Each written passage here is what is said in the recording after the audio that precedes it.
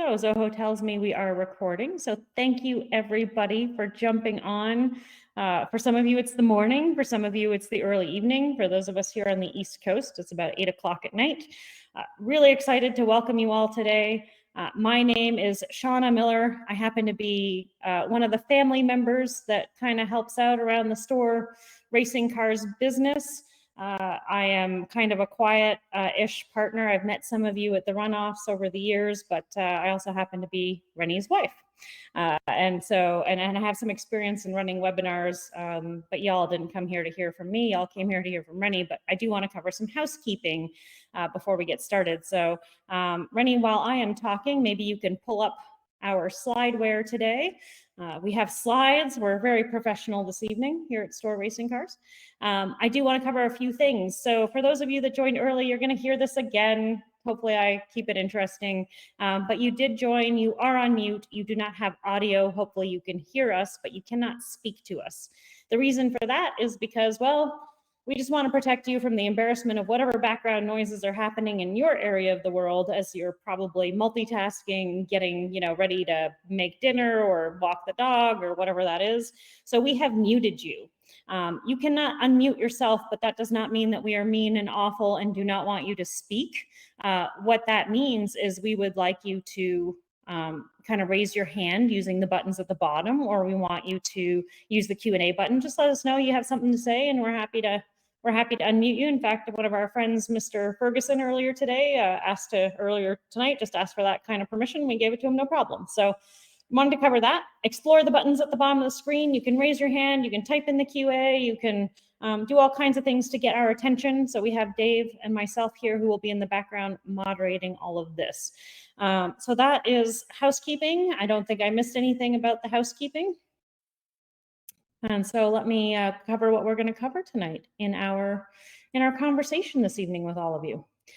So tonight, what we're going to cover in the agenda is who we are and a brief company history. So some of you are old friends. We've known you forever. Some of you are new friends, and you don't really know us at all. So we're just going to give you a common grounding in what this company is and what we do.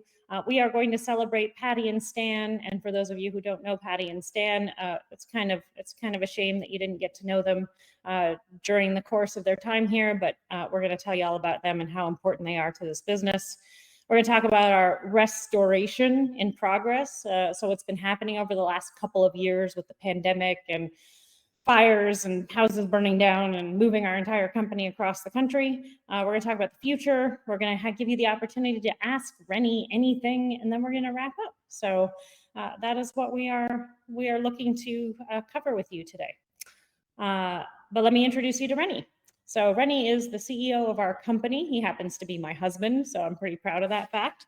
But Rennie is also a driver. Rennie raced for a long time and has been on a hiatus because, well, life, but has won the 2003 SCCA National Runoffs Championships back in, well, I did say that, 2003, in Formula Atlantic. You can see the beautiful car here. It doesn't look so beautiful because 3 days before the race, Rennie decided to run it into a fence and kind of see how fast you could rebuild a race car and put it on the track. So deep experience in this family with this company, and now Rennie is stepping up into a more visible role, and he will tell you the story at length if you would like. But without further ado, I will turn it over to Rennie, who's going to walk through the rest of the presentation with you tonight. So over to you, Rennie. Awesome, thank you. Hopefully everybody can hear me. So a couple of disclaimers. I am not a professional webinar giver. I don't do social media, so I'm also a fast talker. So if anybody needs me to slow down, please say so in the Q&A and the chat, and I'll try to tone it down a little bit. So this is me. These pictures are 20 years old now. As I say, kind of cringing in realization.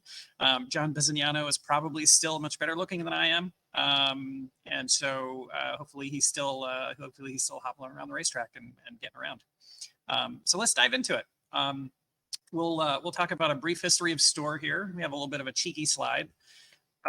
we really like to build race cars, and we like to win championships. Certainly at the SCCA level. In 2005, the WF1 was introduced. It looks like we have a little bit of a typo here because Dauntless acquired Stohr Cars in 2014, not 2015. So mistake number one. But then along the way, we've relocated the company to now we're just outside of Mooresville, North Carolina. If you're not familiar, that's the center of the NASCAR universe. So there's a very big racing industry that sits kind of in and around this region. Family owned and operated. Not much else to say other than, you know, if you've been around, if you know kind of thing. And for those of you that haven't been around Stohr for a long time, like I said, we're very passionate about building race cars that go fast. So there we go. There's our guests of honor here, which is just in time for the next conversation, the next slide, which is celebrating Patty and Stan. And here we have a very flattering set of photos here for both of them. I want to invite folks in the conversation here to share any memories that you have. If you want to request to go off of mute on video, that would be fantastic. I will share one of my own anecdotes here. Without them, first of all, Stohr Cars, as it exists today, would probably not be around. In fairness, the racing thing is kind of my fault. When I was 14 years old, I was in high school. This is Oklahoma. I spied a stock car in one of our neighbors' front lawns. He was working on it outside after a race weekend. The usual Oklahoma roundy round kind of scene, dirt track. And I really wanted to go look at this race car. So eventually I bugged my dad long enough and hard enough that he relented. We went and looked at this race car. And the very following spring, I was sitting behind the wheel of a stock car, driving around in circles. And that, as they say, was kind of the start of the downhill slide, if you will, right?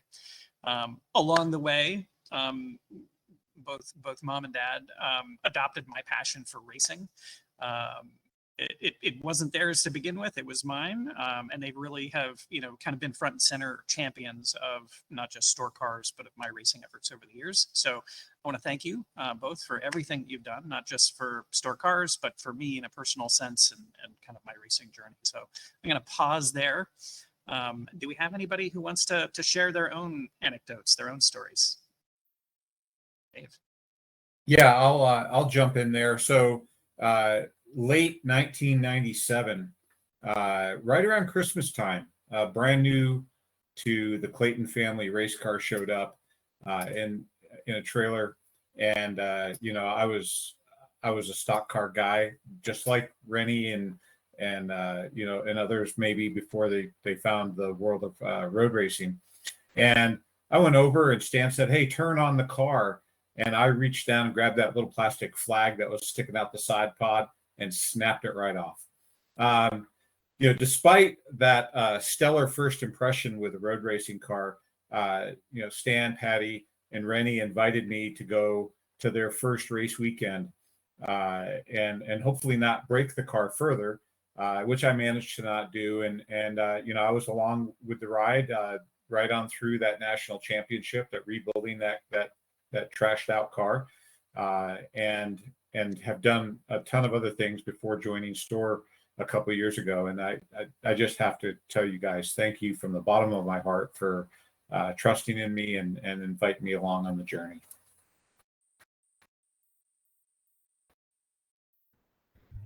I don't see any other hands raised, so I think maybe we have oh wait, there is a hand. I have a hand.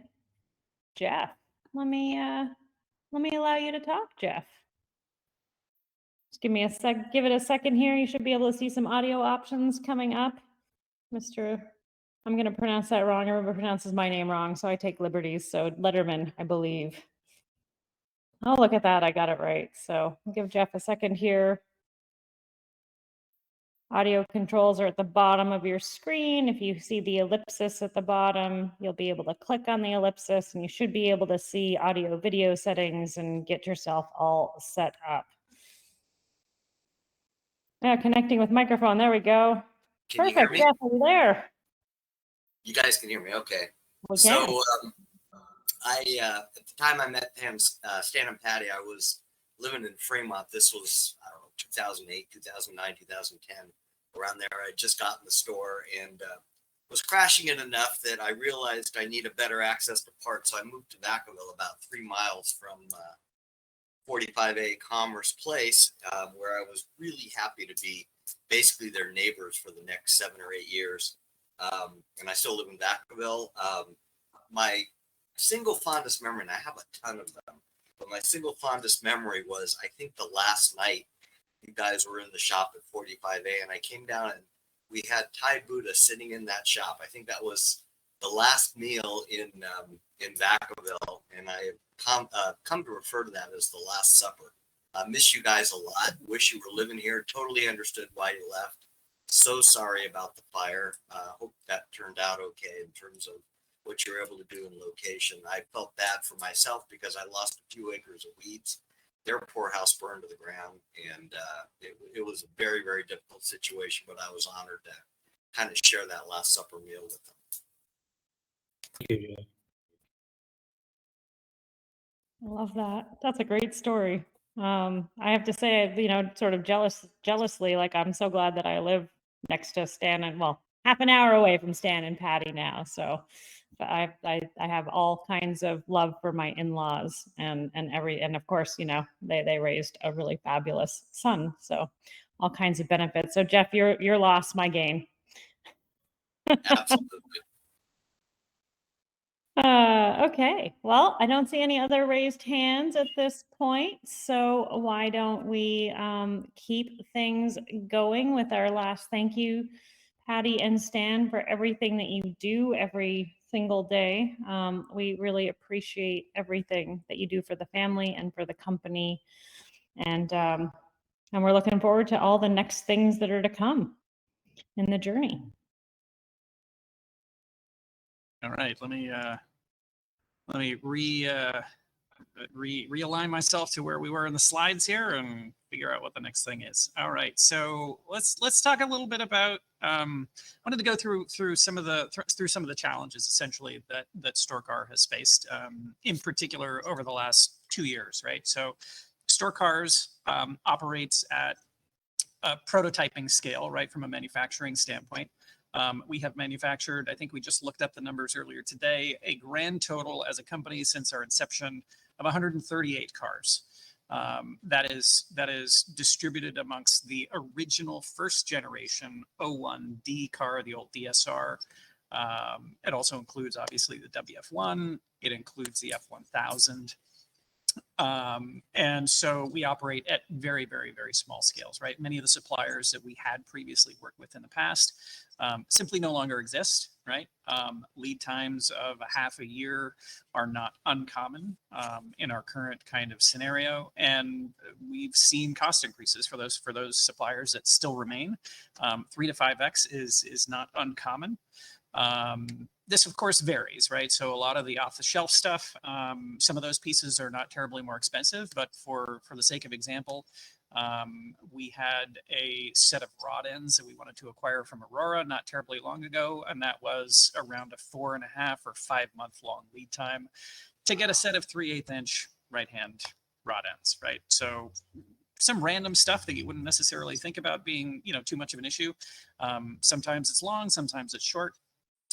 But the long and short of it, right, is that our current cost structure is not super sustainable in this kind of a mode, right? We would need to capitalize production of at least 100 cars really to maintain our historical cost structure. That's kind of the threshold at which some of our vendors are asking us to just even have a conversation, right? And so our costs are escalating just like everybody else's in the world, and we're trying to figure out how we make adjustments to this new reality, right? Because it's not easy, obviously, being this kind of manufacturing space and trying to navigate all those things. And so we're trying to figure out the best that we can how we make our way through that. So let's talk about that. The restoration in progress, if you'll pardon the terrible pun here. This was our building about a year ago. This photo is taken from about 50 yards that away relative to where I'm sitting right now. This was kind of the place that we were in, after we relocated here to North Carolina. This was after, Jeff mentioned the house burning down, losing everything, and having, the silver lining here was the opportunity to move closer together as a family, right? This is kind of the first time I think that we've had these three generations. So my parents, obviously, me, my son, soon to be sons, are going to be living here in the North Carolina area, all within about a half hour of each other. So we decided to move here in particular because it's Mooresville, which puts it smack dab in the center of motorsports industry, at least for NASCAR. Not counting the Indianapolis center of the motorsports universe. That's a different universe. Maybe that's DC versus Marvel. I'm not sure how we want to draw that parallel, but that's a level of commitment that we have to the business, right? Is to relocate here, to be around industry center, but also to be closer to kind of the center of gravity in terms of the Stohr customer base. There's a lot of folks that are out here, and we want to do our best to try to be here and be present as we move forward, right? As a company. So fast forward a year, and this is what the building looks like now. We've completed the move, obviously. The building that we're in currently is 3 times the size of the old shop in California. So Jeff, when you would visit 45A, I'm sure you remember that you had to like move things around in order to just like kind of navigate and walk your way through the shop. Yeah, right. Now we have a little bit more room, right? So we got to benefit from North Carolina property prices relative to California. That was a step in the right direction. And we are actively sourcing new vendors. So I'll drop a plug there if you know of folks who operate in this kind of a space at the kinds of volumes that we need and at the quality that we need.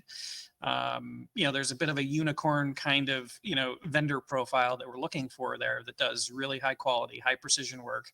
And can keep the costs in check around those pieces, right?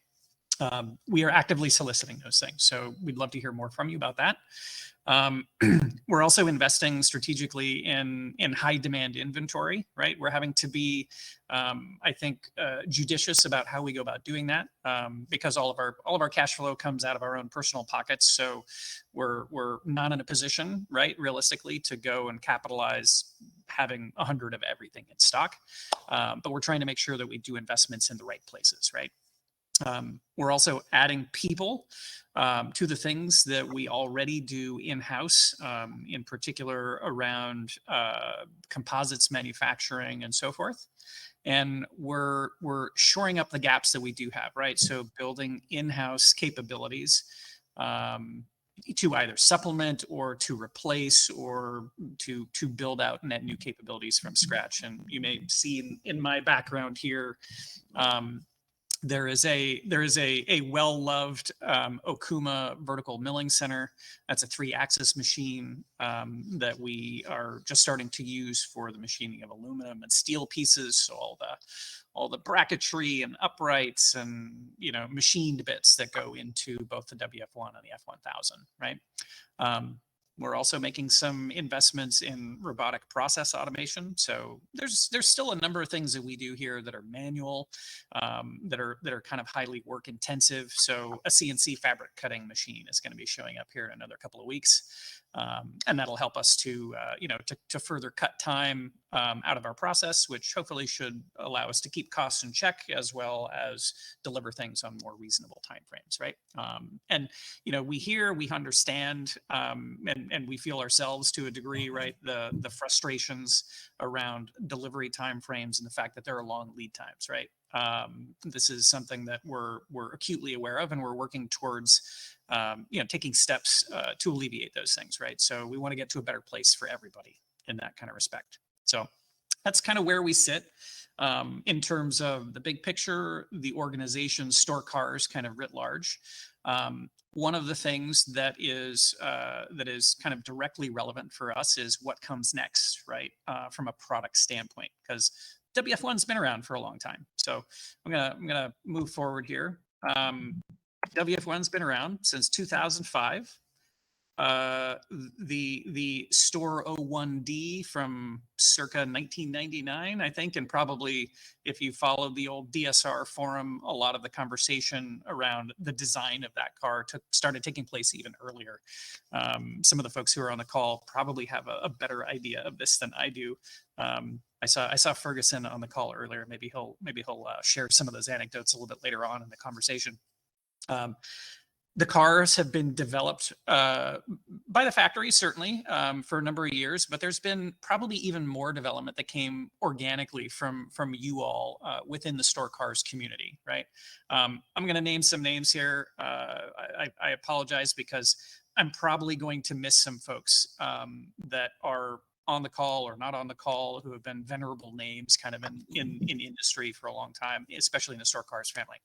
But it's folks like Kevin Mitz and Jeff Letterman, who's on the call today. We got Lee Alexander and Jeff Schaefer and Tim Day, and we got Sherman Chow, John McIntyre, John Manfoy, the Guyans, the Millers, Ted and Nancy James. I don't want to forget folks, but I'm kind of running out of steam in terms of the names. But there's just been so many folks who have who have been very passionate about the brand, about the cars, about competing and trying to find every single kind of advantage that they could find out of the cars from an engineering standpoint. And that's very near and dear to my heart because that's something that I believe very passionately about. But the reality is, of course, with the WF1 is that it's been whittled into the fine the weapon that it is today from a racing perspective, and now there are fundamental architectural changes that are necessary in order to evolve to the next step, to bring the next thing down the road, right? So that's part of what we're planning to take on here from a challenge is we have this new platform that we want to develop and to introduce and to work with, and we're calling that the RC1. Hopefully you can guess where that name comes from. So I'm going to move on. There are some design goals that we wanted to try to accomplish with this new platform. Okay. First, we want to keep. We have a lot of conversations around the WF1 for obvious reasons, and there are a certain number of things about that car that are really fantastic. They're really great, and they center around the driving experience. And we want to keep the core of that while we expand on that. We want to add some things that you all have told us and that we've observed ourselves over the years are important for us to continue to evolve within the car. Right? We want to improve ergonomics. The safety and comfort of the car is kind of a big deal. For those of you that have sat in a WF1, you know that it's a fairly tight fit. So Todd Parks, we've heard your elbows are smacking the side of the tub. I've had that experience myself. I would like to have a car that we can stuff a guy like Dave Rich into it. So for those of you that have not met Dave, he's 6'2", 6'3", he's 190 pounds. I'm going to be, that's optimistic. Shush, shush, shush. Right. 190 pounds, Dave. And he's got his, I haven't met Dave. Say whatever you want. That's right. And he's got his like size 14-ish boots, right? That he's got to wedge into the front of that car. Right. And we all know that the WF1 or the F1000 are not particularly roomy in that part of the vehicle. Right. So we want to do that. We want to improve the ergonomics and the safety and comfort. Right. I'd like to reduce or at least centralize the weight, make the car more responsive in the process, right? So there's some carbon spar and primarily composite chassis elements that come into that. I'd like to increase the aero efficiency of the car. Back in 2009, 2010, Michael Scully and I worked through building, designing and building what are now the Dauntless splitter rear wing and under tray pieces for that car. There's plenty of downforce on this car. Now we want to make it a little bit more efficient. We want to start to pull drag out of the vehicle. We want to see how we can optimize the way that we actually generate lap times out of the car. And on top of all this, we want to achieve all these performance goals, and still, right, in keeping with the unicorn theme, we want it to remain cost competitive, right? It's got to stay in the same realm as, either like a current WF1, fully optioned out, or Radical SR3 from a pricing perspective. So we're trying to keep it in that club friendly range. We recognize that our customer base is not exactly running out, in all cases, going and buying a spare LMP3 car, right? So we've got to stay within a reasonable price range, right? And nobody is fooled by the idea that racing is a completely approachable and every man can afford it kind of sport. We know that we're not in that kind of a space, but we do want to keep the costs under control. So that's what we're trying to achieve with the design. Rennie? Yes. Going to interrupt you. We have a question from the audience about so when we say it's comparable to a Radical SR3, what does an SR3 cost today? That is a good question, and it's probably changing by the day because I understand that their prices are going up. Probably Jeff Schaefer has a better idea of this than I do. But from our knowledge, what we know about Radical SR3 pricing is that is in the 135 to 145 range, US dollars. Jeff is going to correct you, and he's going to tell you $142,000. Thank you, Jeff. Okay, so there you have it. 142,000. A WF1, just for the sake of transparency, is a little bit less than that in today's pricing. And again, we're trying to keep it in that range, right? We certainly don't want to go over that, but in our humble opinion, the WF1 and any successor to that car are a phenomenal value for the money. Relative to a Radical. Apologies to Radical. They're a fabulous company. They make very nice cars. We're just faster. It's okay. Anyway. Okay. So this is an idea. Actually, before I move on, I'm staring at a screen with slides, so I can't see if there are any other hands or questions. I got you. Don't worry. No other questions or hands at this point. So everything is absolutely clear, and you are perfect. Okay.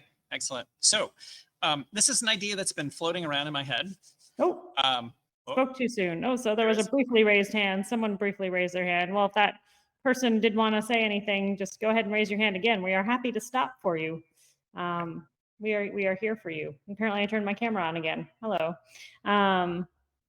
Nope, don't see the hand anymore. So that's you. Sorry to interrupt you, Rennie. Go now see how good you are at picking the wheel back up and heading around the curve, I suppose. And so I'm a horse analogy person, not a car analogy person. So it's terrible. We'll work on that.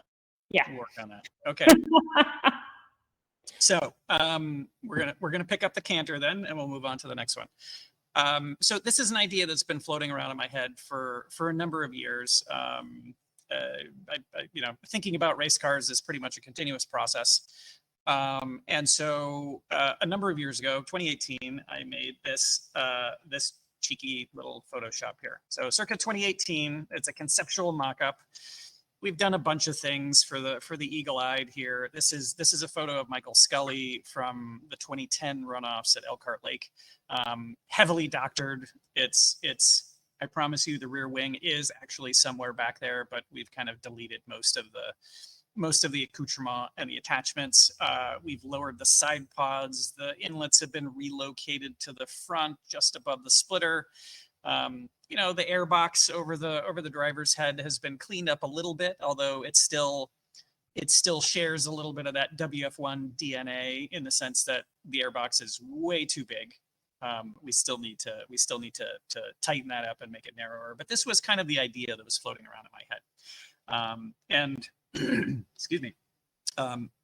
I have since, and we have since, from a design perspective, gotten through about 35 or 40 iterations in CAD from a surfacing standpoint. So we have all the tub geometry, all the bodywork geometry is now starting to get into a much more refined place. We have all the mechanicals really well sorted out from a design perspective, and we're trying to simplify all those things. And this is where that sits in today's world. This is what the current design looks like. Okay. This is a primarily composite chassis. As you can see, there's a very obvious addition here of a cockpit halo option. You can't see stuff that's under the hood here in terms of anti-intrusion, rear impact, impact attenuation 360 degrees, so front and back and sides. There's a carbon spar that's lurking under the bodywork here, and obviously we have reduced the frontal area, right, because we've lowered that side pod inlet.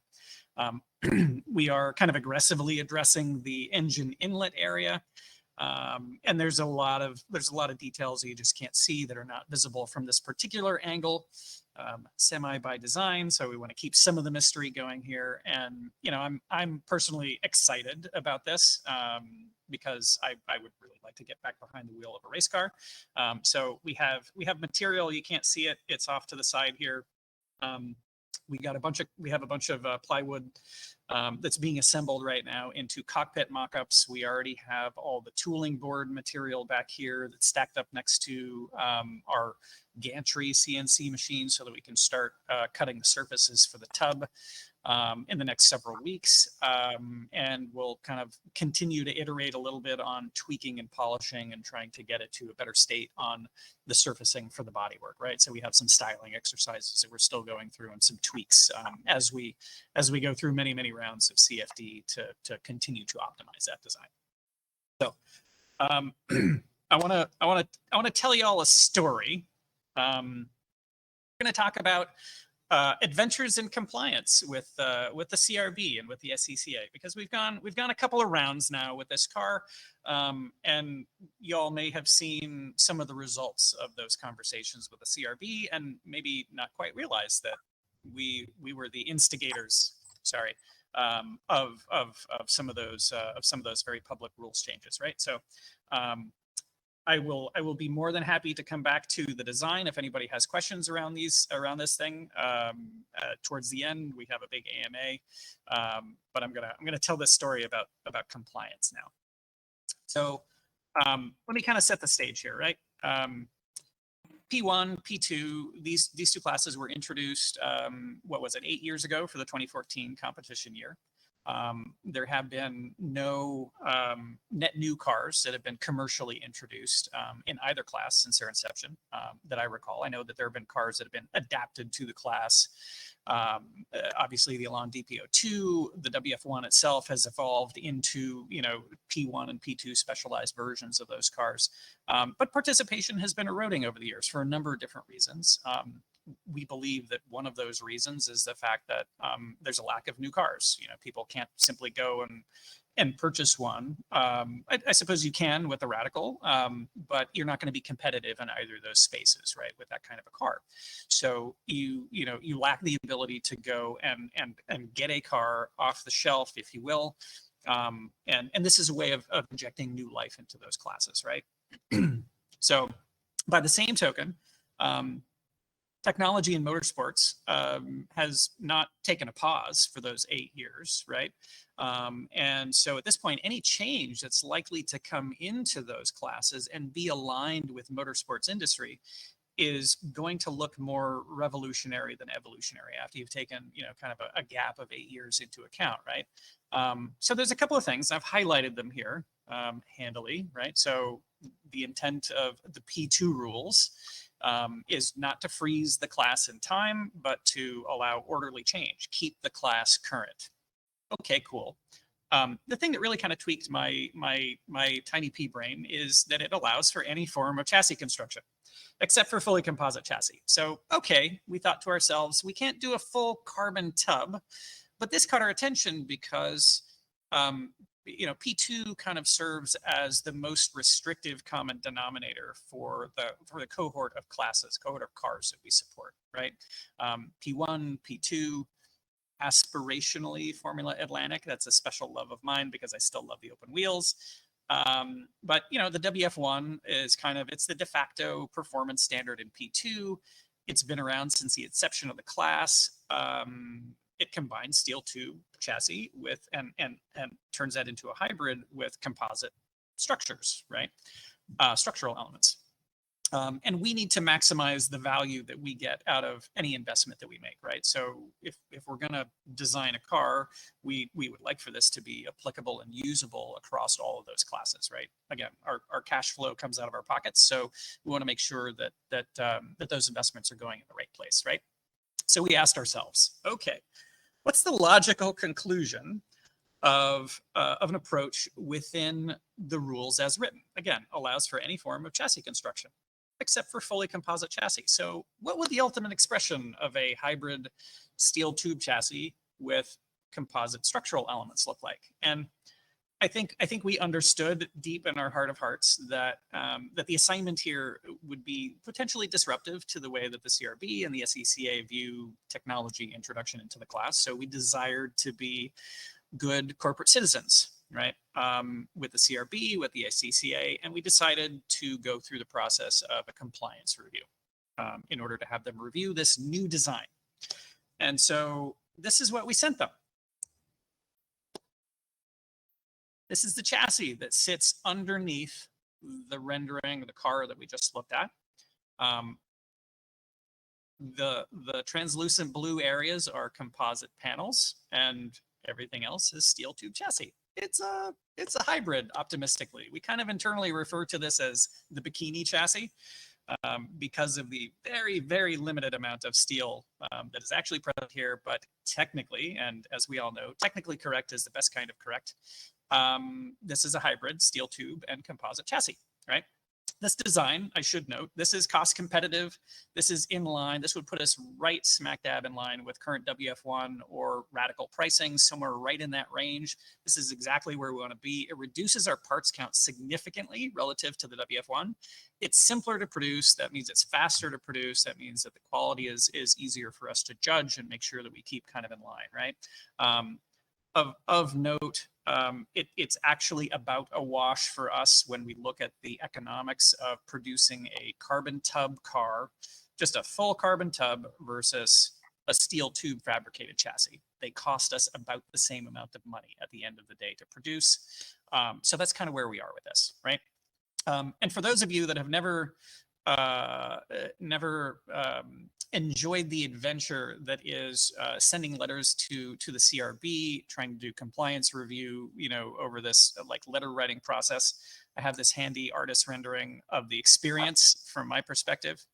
I'm not going to belabor this one, but if you know, you know. So this is what our letter writing campaign resulted in, okay?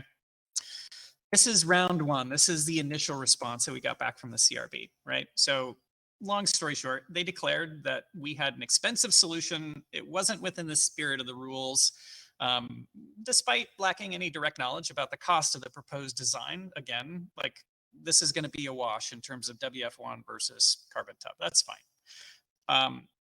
The long and short of this is, so we pointed out to the CRB that the rules as they had proposed here, right, that a chassis that employs composite construction as a major design component of the chassis was not allowable. That was going to render the WF1 illegal, okay? Given that the WF1, it's got the side panels, it's got the bottom, floor piece that's bolted in a structural manner. By the time you incorporate all this stuff, a WF1 without all those composite panels is pretty much, you can probably twist it by hand into a pretzel. It's not a particularly stiff chassis when you remove all those panels, right? So about 70% of the structural stiffness really comes from those panels once they're included. So they backed away from that, and they came back with a revised set of rules. So you're welcome, and we're sorry. So if you saw this set of rule changes come across over the pipeline that said that a chassis which is partially composed of composite materials must be capable of rolling on its wheels with the composite materials removed, it also has to satisfy the roll structure. So your main roll hoop and all that jazz, right? All of those safety rules, they need to be satisfied with all the composite panels removed. So that's because of our compliance review. That's where this came from. If any folks were reading the rules and wondering where on earth this semi-random clarification really came into play. Okay, so just to recap, this is what we sent them. Clearly, this design is not going to roll on its wheels with the composite elements removed, nor does it satisfy the SCCA rollover structure requirements without the composite components. So the CRB basically said, what you're proposing is it's an expensive solution. We don't want it. So we're gonna tweak the rules in order to prohibit this design. Okay, cool. So we put our heads together, and then we sent them back this, which is a heavier car with a much larger parts count. It's more complex to build. It's more expensive to build, but it does satisfy the rules as written, despite the fact that, as you may surmise here, the composite tub surfaces are quite literally unchanged from the previous model. It just adds a bit more bulk under the hood. It satisfies the roll around on its wheels kind of thing. We've kind of gone several rounds now with the CRB. At each step along the way, we've requested bi-directional, let's sit down, have a chat, and really work our way through having this conversation around like what's acceptable, what's the extent to which we can push these rules, right? And come up with with an amiable solution that advances the state of the class without freezing us in time, but gives us an objectively verifiable set of criteria that's a little bit more or a little bit less loose than anything goes except for fully composite chassis, which is obviously not what they want. So, okay. At this point, this is kind of the mindset that we're kind of in at this point, right? So keep screaming, running around in circles. Again, we have tried at each stage along the way to engage in that collaborative two-way conversation with the CRB. Mixed results. Let's just say that. Mixed results. Okay. So here we are. These are the CRB's words, with a chassis that has the potential to upset the full lap balance of power that exists in the class today. We were told very specifically that the CRB intends to change the rules to render the new design non-compliant. They also indicated that they were going to be going out to the membership with a survey. Okay, what do you think survey? Of note, we saw that there was no survey that was actually included in the final November fast track where they announced that they were going to be going to that. So I suspect the timing is fairly tight to be able to do a what do you think survey, get the results back, and have that incorporated into next year's rules. But then again, the CRB may choose to do exactly that. We'll find out. We don't agree, obviously, that we're changing the direction of the class via the intrusion of this kind of a chassis. But the SCCA already has its ways to maintain a balance of performance in the class in the form of restrictors, in the form of minimum weights, and so forth. And maybe this, in their opinion, is outside of the bounds of what that can control. Although I think that's part of what's going on right now with Atlantic, with P1 as well. So I think that there are mechanisms that we can employ with that. But we would love to hear your perspective on this in terms of our path forward. We are going to build the car anyway. The chassis is not going to look exactly like the renderings that you've seen here. I think that our choice around this is going to be to say, look, we're going to focus on P1 and Atlantic from a chassis perspective, because that gets us the most coverage, which means that our likely direction here is to go just full carbon tub, because that's what makes the most sense for us from a business standpoint, right?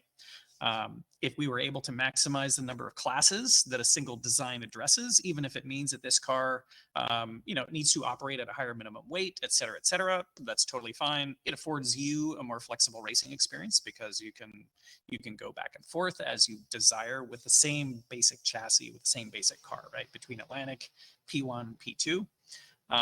But, having said that, progress, no matter how slow it is still progress. So if we're limited to P1 and Atlantic, so be it, right? We want you to be able to race what you want, when you want, for the experience that you want. So we're trying to make sure that we're threading the needle on that, but we're trying to maximize the amount of class coverage that we get. So I'm going to pause there. Yes. Yep. Go ahead. Good pause. Excellent. I love it. Yes, we are going to move into Ask Me Anything, and Rennie has to answer, or we'll get back to you, big or small, or answer them all. But we did have a couple questions. And I just want to make sure that we call out that we answered those. So one question was, is this P1 only? And hopefully we covered that question. I think that came from John Basso, but just to reiterate, we would love to design a car that is flexible across P1, P2, and Formula Atlantic, because we love we love all those three classes, and we want to support them all, and we want to do them in a way that, again, allows you to kind of move between them. If you decide that you want to dip a toe into Formula Atlantic, why the heck not? But we do need your help, obviously, because we are having some of these struggles with the CRB. Perry Richardson would like to know if it's possible to retrofit the RC1 body onto the current WF1 chassis. We'll see. One of the things that we are taking a look at is changes to address some of the fundamental kind of structural shortcomings, right, for the WF1. And one of those things, unfortunately, is wheelbase. We are trying to keep the same kind of width package for the new car, so a lot of that will be transferable. But it kind of depends a little bit on how adjustable the kind of the side pod arrangement ends up being with the RC1. But I think that is a distinct possibility, because we want to make sure that we're, in particular, depending on how this how the architecture works out, in terms of the new car being P1 or Atlantic focus versus P2. It may mean that the WF1 kind of continues to soldier on in more of a P2 focused realm, right? And we do want to continue to evolve that car, and it may be that we would have to do some work on our side, clearly, to retrofit those pieces, or do something that was similar, right, from a drag reduction. I assume that that's kind of where your question is going. Is there something that we can use from bodywork perspective that addresses the drag signature essentially on a WF1, right? So the short answer there is that we would like it to, but we're still kind of working our way through some of the wheelbase conversations, because to get the car to perform in braking zones and have the stability that we're looking for, we are looking at this new car being a longer wheelbase for that stability factor. Yeah, and Jeff's kind of asked a question, and Mark also has his hand up. So both of them I have given the power of audio. So Jeff, because your question kind of ties right to what Rennie was just talking about, I'm going to give the floor to you first, and then I'm going to go to Mark. So I will, as Jeff's getting unmuted, I'll kind of read out his question, because you did sort of answer it, but let's get it on the table. Let's get it clear. Is it the long-term plan to continue to support the WF1 and develop it in P1 and P2 as you have done over the years? And Jeff, over to you to add anything clarifying based on what you just heard from Rennie as you were asking that question. I think what you were just saying is, in terms of development, we shouldn't expect our WF1s to be developed into whatever the new design is, but will Stohr continue to either support and or develop the WF1 in its current form? Yeah, it's a good question. It's an absolute yes to continuing to support the WF1. I do think that there are probably some details, at least either thinking about it from a support perspective or from a development perspective. We need to take steps to reduce the cost, right, of producing the car. And if you've ever touched a WF1, there's a lot of little pieces that kind of get bolted together. It's a lot of bracket on bracket on bracket kind of thing, and reducing the parts count and the design of some of those elements is absolutely on the table. We've talked internally and are actually now prepared to start to go do the CNC machining for prototype bits, as well as the pattern making for a carbon spar for the WF1. So that is going to be coming down the pipeline. I've kind of teased a little bit on the Stohr Cars page on Facebook, and kind of posed a question about anti-roll bars. We believe that we'll be able to introduce a lightweight, simplified version, probably like a non-driver adjustable, to try to keep the lightweightness of the car kind of front and center, right? That's a big part of the WF1 experience, but to introduce some of those bits and pieces, right? Again, there's some things that you can't change about a WF1 without making it, not a WF1 anymore, right? The chassis is kind of a key part of that equation. y'all know what a WF1 chassis looks like and kind of what you have to do in order to set it up to be a fast car, right? You have to put really, really stiff springs on it, which means that a lot of that, kind of the flex and the compliance from the chassis comes from the chassis, it comes from the tires. And there's a certain number of those things that we can't really address effectively without, either really tanking up and beefing up a WF1, or turning it into a car that it's not, right? There's a fine line that you gotta dance between those things. But we will continue to support the WF1, and we will continue to develop the WF1. There's just going to be limits to how far we can push that, right? Awesome. Thank you, Rennie. I'm gonna turn it over to Mark, and then Anthony has a question after Mark. So just to make sure you all know what order we're going in, I'm going to turn it over to Mark. Mark, I think you should have audio at this point. So perfect. Thank you very much. I think that actually that the previous question really hits quite a bit about what I was wondering, which is, given a number of your points around the financials of running this business and the difficulties of carrying inventory, when you're setting out to create another car, which is presumably a major undertaking, like what does that mean for those of us who need parts and things like that, when we're already hearing that it's tough to carry the cost of inventory and whatnot? Yeah, for sure. So the big challenge with that is not it's not the composite bits really. One of the areas actually on our supplier side, very transparently, that has been surprisingly resilient to resisting change in terms of pricing has actually been the composite, and in particular the carbon supply, because we do use aircraft grade stuff. So I think that's gone from, I don't know, $40 a yard to $45 a yard now. So it doesn't really change anything in that regard.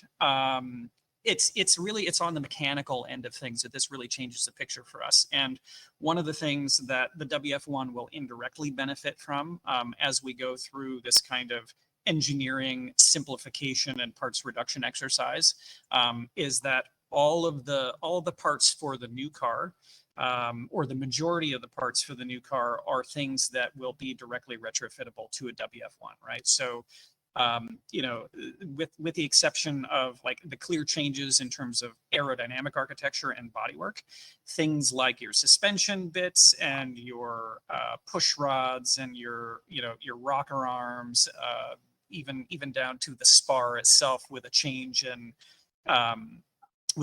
front bulkhead, right, will essentially be interchangeable between those two cars. So this for us kind of creates an engineering alignment to say, look, let's not just reduce the parts count on the WF1. We need to do that, right, to maintain some sanity around the pricing. But we also would like to see the vast majority of our parts have reuse, and that is actually not. This may surprise you, but that's actually not the case, unfortunately, today. Even between a WF1 and an F1000, the parts are just subtly different enough between the two cars mechanically that they're not, in most cases, directly interchangeable. So this effort for us brings most of that into actually even closer alignment once we get done with this process. So for us, like there's an element here of needing to kind of eat some of that pain. But we need to get through that in order to arrive at a place where we can create that reliability and the predictability around the supply chain. What I'm taking from your answer, Rennie, is that we have no intention of abandoning the existing WF1.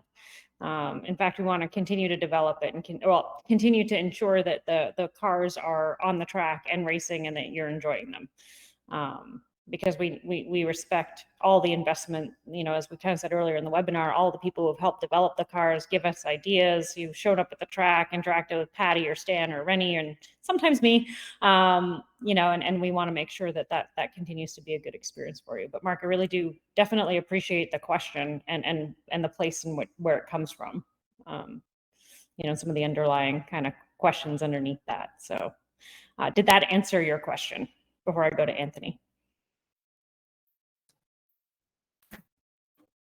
Oh, Mark wasn't expecting me to put him on the spot again. Oops, sorry. Yeah, that's great. Thank you. Awesome. So Anthony would like to know, and for those of you sitting there wondering, how do I get my question asked? Either raise your hand or drop something in the Q&A. If you raise your hand, I'm going to unmute you and give you the opportunity to speak out loud. If you drop it in the Q&A, I'm just going to read it out loud for you. So you have lots of options if you're a little shy and you don't want to necessarily raise your voice in an audio way. So that's enough suspense. Anthony would like to know if the new cars will continue to use chain drive or will they adopt a radical style gear drive unit? Is a good question, and I think from a sprint perspective, right, we will continue to use chain drive as far as the motorcycle power plants are concerned.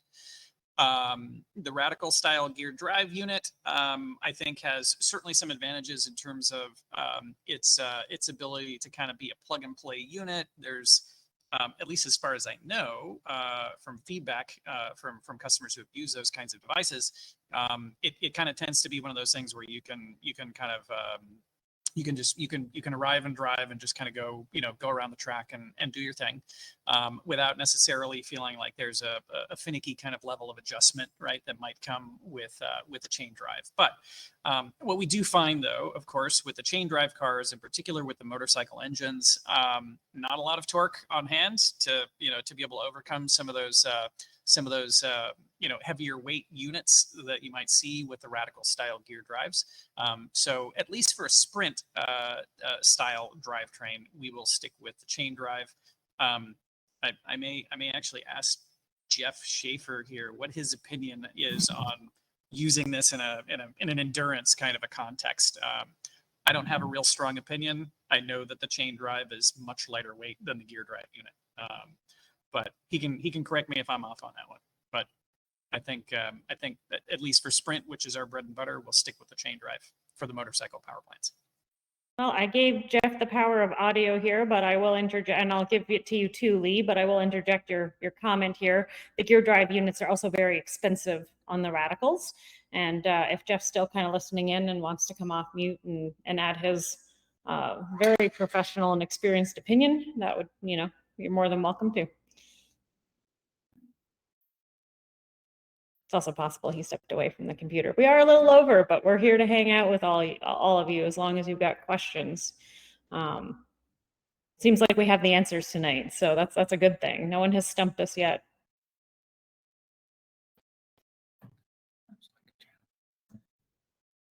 And we don't currently have any other questions in the chat, and I don't have any more raised hands. We'll give it another like 30-ish seconds or so. I'll do a little bit of wrap up while people are digging deep for questions. When can we buy a carbon spar? Got a couple more coming in. Love it, guys. Thank you so much. When can a carbon spar be bought? So I tell you what, Mark, I will get back to you in about the next 3 or 4 weeks when we hope to have the start of the machining process happening for the carbon spar, and then I can come to you with a much more firm time frame for that. All right, so stay tuned. We have it in the works, 3 to 4 weeks for an update, and we'll make sure we're going to start doing a few more posts on the Stohr Cars page. So I'm going to add that to the list of things that I bug Rennie every week about how we're going to update everybody on progress. Also, what is the time frame for suspension components? Welcome to the call, Kevin Mitz.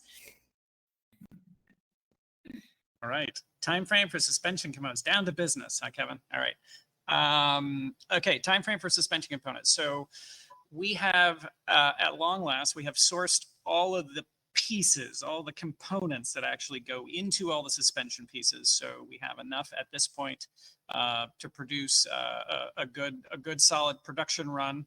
Actually, the longest pole in the tent right now is the little machined outer ends for the front suspension, the front lower spherical bearing holder, right?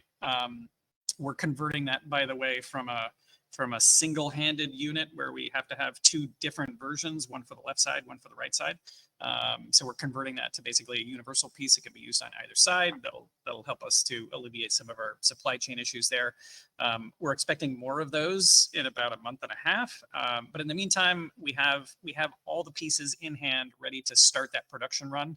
And we're anticipating starting doing that production run in the next week or so. We're trying to still source a person that can really come on site and do, you know, the welding and the fabrication around it. But now we're in a place where we actually have all the materials to be able to do that. So that should be coming down the pipeline relatively soon. Awesome. And Kevin, no worries on the no mic tonight. We'll just hold you accountable next time we run a webinar. We'll get you to speak then. Lee would like you to know about the oil tank in the well, it's just oil tank in the spar ? So I'm assuming he's asking about whether there would be one or not, because I can't imagine where else he'd be going with that question. And the short answer to that question is yes, Lee, there will be an oil tank in the spar. So it'll be the front half of the case in front of the differential. Woohoo. Fabian, expectation on RC1. When can you get one delivered? We'll send you an invoice, Fabian. Rennie, timeline. Yes. So what I want to try to be realistic about this, but we are. I'm trying to get the tub surfaces machined, or at least start the machining on those and get that finished by about the start of the new year. And we're gonna take the development cycle on it as we need to, right? So I'm trying to get the car out on track for testing sometime in the middle of summer. I am personally going to be qualifying in this car that you see behind you here. This is a P1 spec car, and we very sneakily included my Valvoline. This is a 20-year-old flag that's perched out of this car. So I'm going to be qualifying in P1 next year for the runoffs, and the intention is for us to have the car fully tested, sorted out, and shaken down, and ready for competition for the runoffs at a bare minimum next year. If folks are interested in an RC1, let's sit down, let's talk about what that looks like for your racing program. I know you, Fabian, obviously you've got that beautiful, pristine, converted WF1. Let's talk about getting you out to the racetrack. Okay, and that's enough salesy pitch for now. Let's keep it to the real technical answers here. Mark, it begs a good question. It's probably going back a little earlier in the thread, so I am kind of like I'm being a little bit more Canadian and going in order. We love queues in Canada and lining up. So this begs a good question. How about WRD and availability of parts, etc.? Yes. So for the folks who are not aware of this, we acquired the rights and so the production rights and the design and everything else for the WRD differential. Lee Williams lives about 30 minutes that away as the crow flies. So unfortunately, I don't think he actually made the conversation today, but we have his support. Unfortunately, when we acquired the business, it didn't really come with a big supply of parts. So this is one of those areas, right, from a machining standpoint and from a supply chain standpoint, that has been probably the most painful for us to run down, quite honestly, is the WRD pieces. It's one thing for us to get the cases in stock, but the innards now have been a bit of a challenge. So I don't yet have a good time frame for that. That's one of the things that is essentially at the top of my list to try to run down. In the meantime, Mark, I hope that my differential that you have in your car continues to work, and does the business that it needs to there.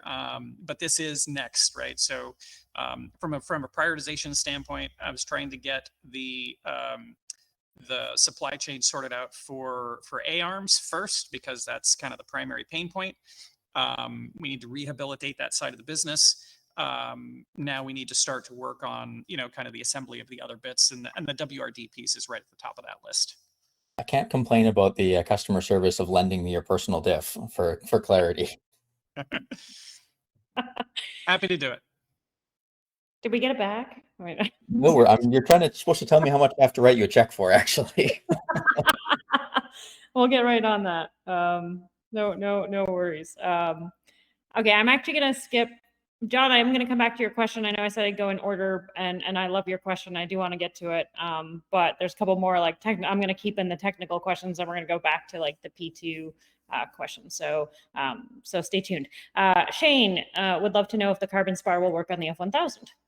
Another cousin of ours that we absolutely love. Another car that we have grown to love. Yes. So mechanically, the carbon spar would be pretty much a bolt-on for the F1000 from a geometry perspective. Obviously, you need a different set of A-arms for the F1000 because it's a wider car. But mechanically, the spar itself is a bolt-on piece. It would be directly interchangeable with the aluminum spar that you have on the car.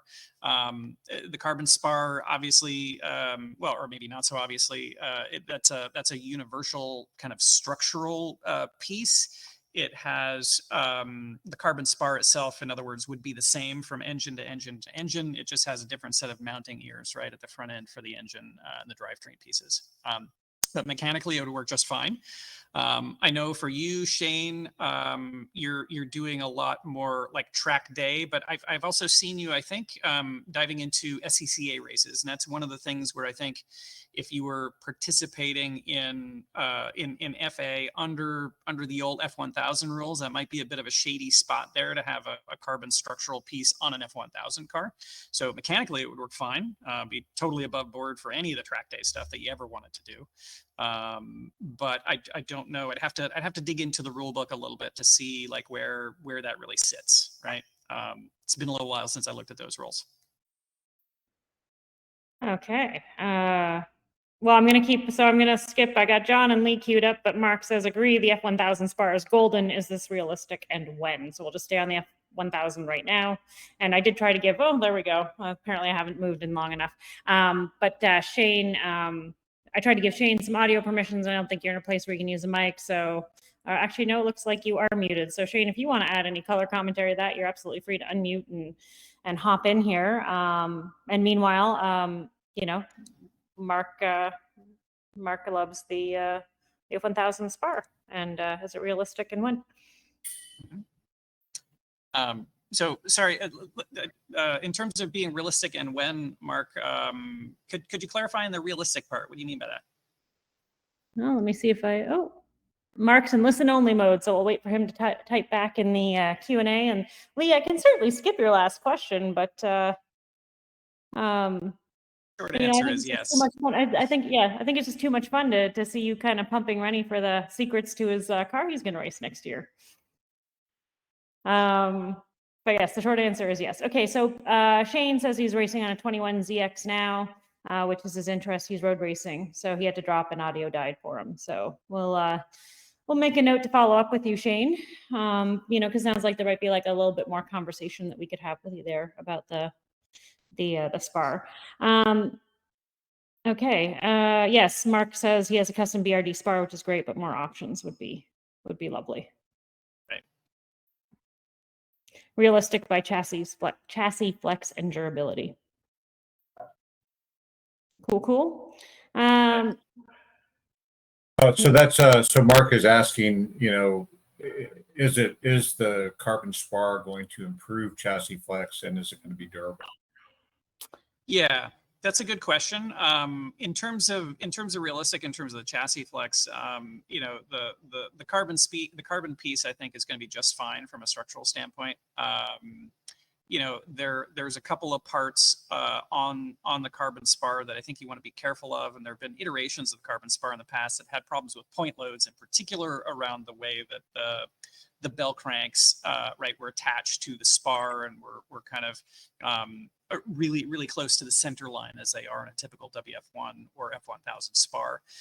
That's a piece of the design that we spent a lot of time around. So the carbon structural elements are pretty kind of basic and blocky, and they're very well suited from a composite standpoint to take the loads.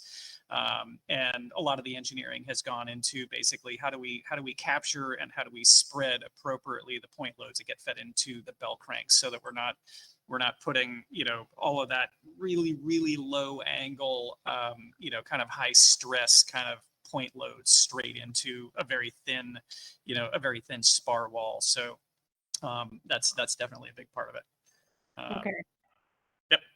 I'm going to just go back to John's question first, because now there's like really good discussion on the technical side. Now I'd say with the technical side, but I think John's waited long enough. So John's question is about whether or not a P2 community signature petition would help add anything with our efforts with the CRB. And Dave's got some thumbs up, and I will tell you, we've had a lot of conversation around the best way to approach our next steps with the CRB. And Rennie, I'm gonna kind of let you speak to where we netted out on that, because Yeah, we definitely had a lot of conversation about this. we definitely did, and I think the kind of the consensus that we reached around it was that everybody should have their voice heard with regard to the CRB, to the SCCA. I think that there's probably like a question of effectiveness around a signature petition probably being less effective than an individual letter writing campaign, right? So if those folks who are willing to, to sign on to a petition are also willing to write letters to the CRB with regard to, kind of where their stance is and where their position is on, for example, accepting carbon tubs into P2, right? Like, do we want to open the doors to entirely carbon tubs? Do the Elan DPO2s have a space to play in P2, maybe in their kind of original IMSA lights kind of configuration? Things of that nature, right? But at the very least, what we would love to see is for folks to write their own letter and their own viewpoint. And if that can be, kind of a quasi-coordinated thing, then that's great. I think it loses its effectiveness from what we've seen in the conversations that we've had when it's a signature, like a petition, kind of like a single sheet where people just put their name on it. And the CRB kind of tends to not necessarily circular bin, form letters, but you want the letter to come to the CRB in your own voices, right? It should be something that comes from you, that's not simply, a form letter that came from Stohr or whatever, right? That people can just kind of sign their name at the bottom, right? You want to make sure that it's unique, that it's actually coming from you in your own words. But we definitely appreciate it. And I'll put the other plug in here too, which is if this is a horrifying idea to any of you, like this kind of idea of introducing a new design to P2 and all that, we would love to hear that too. Because ultimately our interest is in improving the class, and we've made some judgment calls around what would improve the class in terms of a new car design and introducing some, more modern materials and manufacturing approaches to that car, because we feel that is the way to create those improvements. But if you have a different idea, thought, opinion, we'd love to hear that too. So let us know, drop us a line, give us conversation. Like we kind of all grow together, and that's how this car has been developed over the years. That's how we're going to continue to develop the car. So your inputs are always appreciated. Yes, we will win by hammering the cost. That is the fear. And safety is a huge improvement. Absolutely. We went to the runoffs. We had a bunch of conversations with some people who even said that we might attract new racers into the class if the cars were safer. Look, I ride horses as a background. So like Rennie's racing habit, it to me is by no means the most dangerous thing that our family gets involved in. Because I run horses at full speed at jumps, and then I go over them and I try and stay on board as best I can.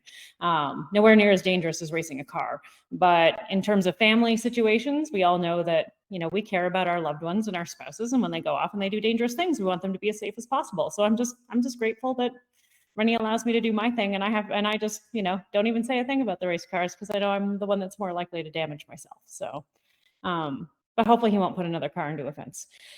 So that being said, Expensive. Horses are expensive. And then I saw the price for a pair of wheels on a race car, and I feel pretty good about my hobby these days. Even with the increasing prices of hay. So, going back to the technical side, a little segue there, but back to the technical side, maybe Rennie, you could let folks know about the modularity of the new SPAR in terms of the various engine packages people run. Yeah, so if you've had your WF1 for a little while, you know that that SPAR is engine specific, right? So yes, the top plate, and maybe you have one of the newer SPARs with a bottom plate and a rear bulkhead and all that kind of jazz. But the core of the SPAR, those big old side plates, those make your SPAR very specific and very bespoke to the engine that you have in your car, right? So maybe it's a specific generation GSXR that you have, and if you want to upgrade that to, to Shane's 2021 ZX, right? So he's got a ZX10R, I assume. He needs an entirely new set of side plates, and these engines are being developed fairly aggressively by these bike engine companies, or by the bike companies rather. Every time you have slightly changed, updated geometry, you got to get a brand new set of spar side plates, and that's a big investment, right, to make when you just want to change your engine around, right? So the new spar, from a modularity standpoint, the base structure will stay the same from engine to engine, and it is going to have a set of basically adapter plates, right? So think of a little engine mount plate that's about yay big that bolts to the front of the spar case. And can be something that obviously is going to change from engine to engine, but again, the base structure now is going to stay the same on all the spars as we move forward. It's going to be a fully box structure, so the structural element of it is going to be significantly improved in that respect. But also just the modularity, right? So it's going to be a piece where you can replace, for a relatively small expenditure, relative to a complete spar side plate set, change the engine mounts, goes onto the new engine. You reuse all the existing, structural elements on the spar, and Bob's your uncle on that side. We'll get back to Jeff's question, but Mark Ullman just has an add-on. Will the new carbon spar require a new engine bay to be welded on as well, or it'll share the ears on the bulkhead of the existing? Will mate up to the existing interface for the WF1, right? So the big, I guess we're calling them ears, right, in this conversation. But yeah, the standard WF1 geometry will apply, because that's kind of like that's the front bulkhead interface for the spar, kind of the back part of the chassis. This is intended to be a bolt-on piece that you can replace your existing aluminum spar with. Perfect. Yes, ears, technical term, more descriptive than widget, Mark. So I think we all got what you meant. So, invent away those terms. Jeff would like to know if there's an option to auto power the RC1. Yes, there absolutely will be. In particular, given that this is going to be, a carbon tub focused car, I feel that that's certainly, it's definitely going to be appropriate for, for the strength of the chassis and all that good kind of stuff. If we believe that it's going to be competitive, I think that that's going to be kind of the question mark, right? Is where does that sit on the competitiveness scale? And what is it that people actually want, in the car? But again, from a shape and size and performance envelope perspective, we absolutely will be able to do that from an auto power perspective, and have already started kind of like peering through the Hewland and probably more the Sedev catalog, but they happen to be neighbors down the street here by a few miles. So maybe we'll stop in at the shop there and have a conversation with the Sedev folks. I really appreciate Rob's comment. And I think this gets to some of the things we've talked about, right? But Rob says it would be exciting to see your new car in P1, but I don't see how your car would be good for the P2 class if potentially everyone's current car could very well no longer be competitive. And I think that's a great concern and a great point. And Rennie, take it away. It's a hard-hitting. Absolutely. So I think that there's a couple of elements to this, right? One is that the WF1 in particular over the years has been so heavily developed, right? That I'm not 100% convinced that a carbon chassis itself is going to be some massive performance improvement. In particular with P2, you have this kind of scenario, right, where it is a reduced power kind of an environment relative to P1. And the improvements that you're going to get from the chassis are primarily really going to be in the safety realm, right? And the SCCA still has, part of what we want to figure out how to navigate through this with the club is if there is either the perception or even the reality of a performance advantage that we get from simply having a stiffer chassis, right? Which the jury is still out on, whether we're going to have like an actual net reduction in lap time simply from having a stiffer chassis. Got to say, the WF1 spring set is pretty darn stiff to begin with. So, we're not exactly seeing a lot of delta on that side of it, at least from the way that people campaign their cars. But if there is a delta, then we always have the SCCA's existing mechanisms, right, around weight and restrictor size to adjust the balance of power within the class, right? And there's a fairly wide range that P2 kind of already runs in, right? So you're balancing in P2 motorcycle engines against automotive power plants, right? So you already, it's not like we would be introducing this scenario where you'd have a really super hyper lightweight car and all of a sudden we have a much heavier car. We already have that scenario in P2, right? So if we need to, all the knobs and dials are there in order to maintain balance of power. My goal with the new car is not necessarily to introduce something that blows everybody's competitiveness out of the water, although we do like to make race cars that go fast, right? So fair, but if that means for P2 that there's a very active kind of approach to say, okay, like maybe if we let these cars in, we're going to take a very conservative approach to the way that they incorporate that from a balance of power perspective. I'm personally okay with that, as long as there's not a lot of overreaction to that, right? And kind of like draconian, okay, we're just going to lock it down and we're going to throw 500 pounds of weight at it and be done with it kind of thing, right? I don't think that would be super productive, but yeah, try our best to kind of even those things out, right? And take an empirical approach to saying, here's what the actual advantage is. And so let's figure out a way that we can adjust those things, right? I'm not asking for any kind of special treatment from the club, certainly. But I would like the opportunity to advance the technology side on the manufacturing end of it. If no other reason, it makes things simpler and easier and faster and more predictable for us to be able to build things. Mark, we're not going to react now because I think we're coming to the end of our time together, but noted on your question, and we'll have some kind of reaction on that. In fact, you're giving us some good fodder for a future post on Stohr Cars. Lee does want to know, if the new car is sharing the same carbon spar, will the RC1 have a similar style engine bay as the WF1? Yes, I mean, the short answer is yes, it will have a similar style engine bay. The trunnion arm, like the front bulkhead of the spar, may be different between the two cars. I would like to narrow it down so that the WF1 style wide elephant ears are not quite as pronounced on the new car. So I would like to narrow it down on the new car, but the style of the engine bay is going to be quite similar.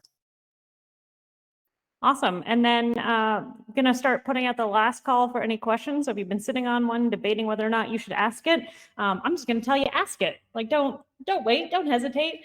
We're here to answer those questions, but we are going to do a last call because we're going to have to wrap this up soon. I'm sure everybody has a need to either get to dinner or get ready for the rest of the evening, and we have hungry cats and dog at home that need to be looked after. We're going to be very sad when we get home and they've decided to like tear apart our asparagus or something. True story. The cats love asparagus. I don't know why. But John would like to ask, any drag coefficient numbers on the RC1 available or estimates, reduction / comparison to WF1? So what are the numbers, Rennie? I don't have final numbers yet, so I'm not going to share any coefficient numbers, but we are looking at about at least in CFD, about a 15% reduction in drag for the RC1. So a fairly substantial improvement in terms of top end. These cars do tend to be quite responsive to reduction in drag, as I'm sure you're aware on your car. I know that you on your car have gone through some pretty extensive drag reduction efforts on that side of it as well. And I think that the work that we put into the RC1 is certainly going to be it's going to be pretty favorable in that regard.